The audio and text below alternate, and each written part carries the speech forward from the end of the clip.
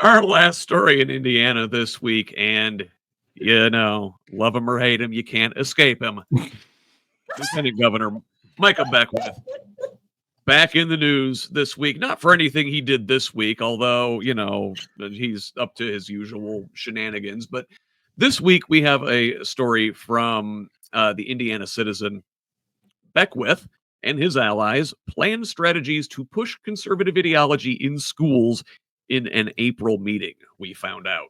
So, at a closed-door meeting in April, Beckwith and members of what the Indiana Lieutenant Governor called his Anti-Woke Advisory Committee laid out an aggressive strategy to expand conservative influence in public schools and push back against what the group identified as woke policy creep, as opposed to just a policy creep, which would describe Beckwith.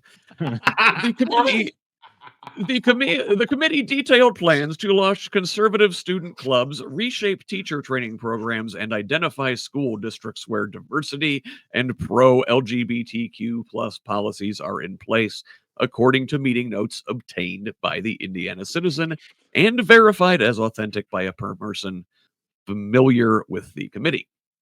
Many of the discussion topics were aimed at ramping up political pressure on school boards, because they need more of that. Those at the table represented a cross-section of Indiana's conservative movement, a real murderer's row. Attendees included Indiana Family Institute Executive Director Ryan McCann and Education Director Martin Struther, former Attorney General Curtis Hill, who lost his 2020 renomination bid after his law license was suspended over groping allegations. He joined by video. That's for the safety of everyone present. Probably because some of the other people in the room would have felt uncomfortable around him. A reminder of his ongoing presence in some GOP circles. Also present was Jay Hart, a Morgan County conservative who unsuccessfully challenged Senate President Pro Tem Rod Bray in a 2024 Republican primary, because apparently Rod Bray is not conservative enough. The only sitting lawmaker in the room was State Senator Craig Haggard from Mooresville. Now, Haggard has since criticized Beckwith's handling of allegations that from around the same time, when Beckwith staffers in the Lieutenant Governor's office viewed a deep fake AI porn video of Haggard's wife. Man, this group is messy. So, rounding out the group were Fisher's photographer Cher Ravoto, Allie Madden, a Marion County State GOP convention delegate, and Valerie Swank, as well as conservative activist and social media figure Ken Colbert of Evansville, who attended via video. So, according to the meeting notes, the committee formed by Beckwith focused on specific steps to launch conservative clubs in schools and target teachers, education colleges, and programs they see as promoting, again, pro-queer content or leftist ideology. Members discussed creating conservative club kits with shirts, hats, and stickers, and developing a youth branding campaign built around the slogan, "It's cool to be conservative." The effort would be coordinated with Turning Point USA, a national conservative youth organization founded by right-wing personality Charlie Kirk. Real quick, let me break in here, Michael. What kind of slogans are they going to have on the shirts and hats and stickers in the conservative club kit? I think they want to say it's cool to be KKK is really what they're going after there. The Cool Kids Club, all K's. Yeah. Yeah. So, a lot of this, and hearing it again, I read through this. It's it kind of involves the community I live in, as they mentioned, Center Grove High School, which, I mean, they're targeting it right. Like, they said, hey, there's this Democrat that's running for House District 47. He's being a problem. Where did he go to school? He went to Center Grove. It must be the school's fault. Must be the school's fault that Michael is a crazy Democrat. Yeah, you were targeted with woke indoctrination. Yeah, Mm. yeah, and Notorious center. I was definitely You must have gone to college. indoctrinated by my earth science teacher, and I became a geologist. And I totally thank him every day because I love my 25-year career. I love doing research in college, and so that's the indoctrination I got from Center Grove. I also coached football there, and they seem to be indoctrinated with state championships as well. Damn. On the football side. Damn. I was pre Just say it, Michael. state championships. The only thing is, I coached some of the guys in 7th grade that went on to win the first of the string of championships. Foundations. Or so maybe that was Yeah. the start. I was the Foundations. key in 7th grade, but Oh yeah. and when I played at Center Grove, I was I was terrible, but the team was terrible. We had losing record for the years that I was there, so I get no claim to those state championships, except now I live in the community. Michael Potter walked so Center Grove could run. But as Democrats in Johnson County, we're like, how do we break through these conservative schools and the conservative school boards? Holy moly. Some of them go really far right. And we have some friends that run and ran last year as independent, or as you don't pick a party. And now this year or in 26, they'll run. And they want to stay independent because they think that's what a school board should be. Although they're going to, the right side will definitely declare, because this community is conservative. And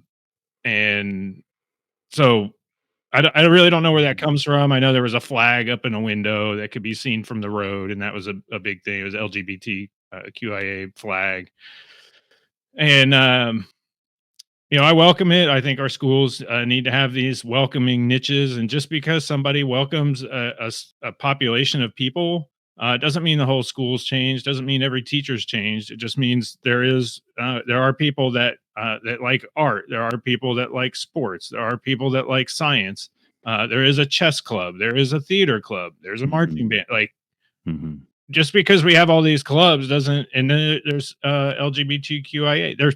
There may be a gun club too, and we're not saying we have to get rid of these ultra conservative things because it's a gun club. It's niche, it's clubs and interests of what people have, and allow them to have that. I think it's good. The whole school doesn't change just because a few people gather in a safe space. Yeah, well, just having safe space is apparently a problem with some of these folks. So, no, you were talking about the school board, like, having very conservative school boards there. Well, apparently some of them are not conservative enough, because to give conservative majority school boards confidence in rolling back DEI or pro-LGBTQ measures, Beckwith's committee discussed establishing an Indiana anti-woke legal defense fund. Members argued that fear of litigation had prevented boards from acting, citing concerns over the high cost of lawsuits if they attempted to eliminate DEI offices or remove LGBTQ inclusive materials. They proposed tapping legal assistance from national advocacy groups such as Alliance Defending Freedom and drawing on the Indiana Family Institute for additional policy support. Man, Ethan, freedom and family.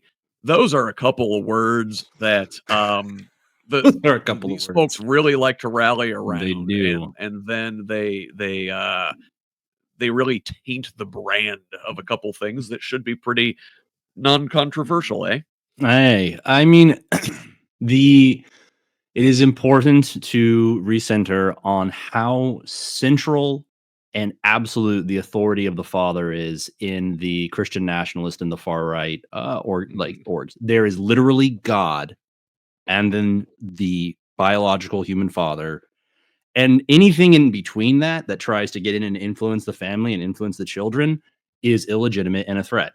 And now that is not everyone. That is not how everyone takes it.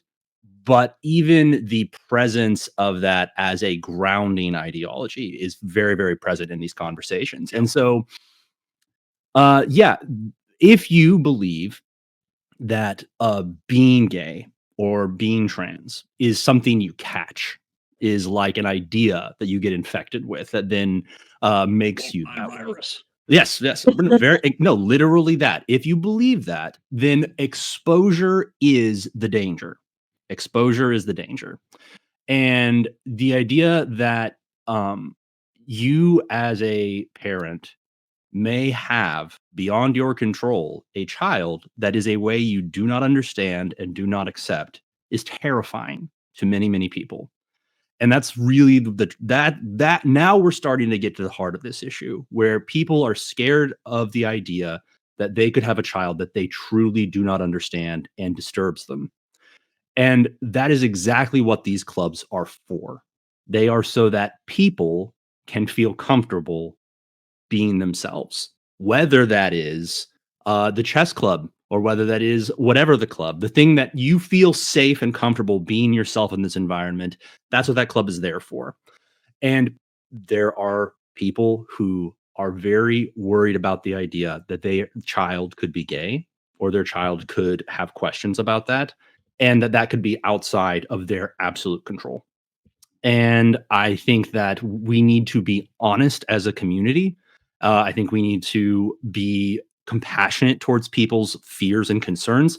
And we also just need to address point blank, like, what are you really afraid of here? What is it that you are really trying to prevent or trying to address?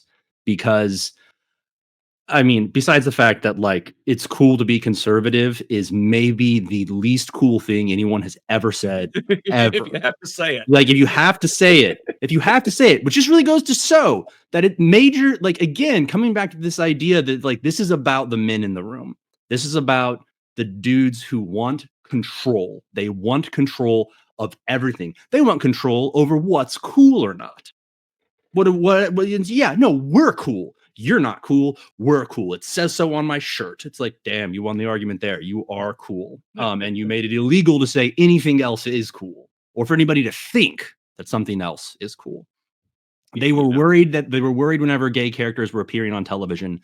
They were worried whenever it was becoming visible to people because they're like, well, once people begin accepting it, once people begin seeing like, oh, these are people like me. These are people like us, that it would be more acceptable. They were afraid of that in the 90s, and they were right to be, because when we see that our neighbor is like us, that they have the same needs and worries and concerns as us, overwhelmingly, people begin to come around and they understand that they need to love their neighbor as themselves.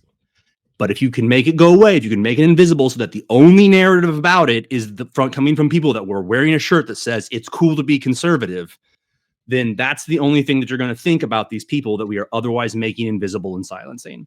But when you let those communities be visible, you let them speak for themselves, you let them interact with the community and be seen as our neighbors, bigotry begins to come down, acceptance begins to come forward, and we have a more welcoming and inclusive neighborhood that is better for everyone. I'll tell you, I for one would be deathly afraid if my daughter were interested in joining the Konservative Kids Klub. I don't think they should be having that kind of indoctrination in our school. But like, no, go ahead, Renee. If they make the C's a rainbow, like if we sneak in there, like, I'm in the design brain, right? Go ahead with your Konservative Kids Klub, right? But the C's are rainbows, and we give little tidbits of good truth in there because they want to reclaim things anyway. Can't we all just get along? So listen. Yeah. No. Okay. According to the meeting notes at this thing, tried. so the group is they raised concern about teacher preparation programs at Indiana universities, which they accused of embedding DEI and progressive ideology.